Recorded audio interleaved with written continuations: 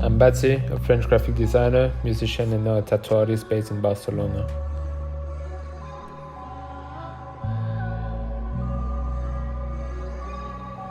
I come from a fisherman family and I'm fascinated by the maritime world, the legend of old captains, pirate ships, seaworld creatures. I see creativity as being able to translate an idea into any form of art. It can be the weirdest idea. How to take something out of your mind and express it. After working for years in an office for a big company, I decided to make the most exciting decision of my career. I'm gonna quit my job to learn what I've always been passionate about, tattooing. I love to get to know the people I tattoo. Who are you? What have you lived that makes you sit in my chair today?